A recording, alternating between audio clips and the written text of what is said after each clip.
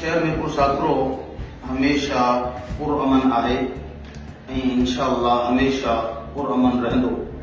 सभिनी मज़हबनि खे पुरअमन रहण जी ज़रूरत आहे।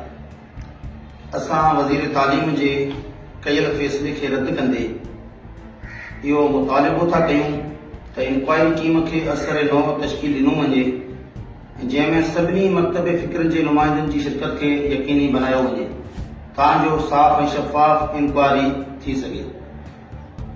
ज़ाती इख़्तिलाफ़नि खे जंहिं बि मज़हबी रंग ॾियण जी कोशिश कई आहे उनखे वाइको कयो वञे ताजो आईंदा अहिड़े क़िस्म जा वाक़ियात रूनुमा न थी सघनि।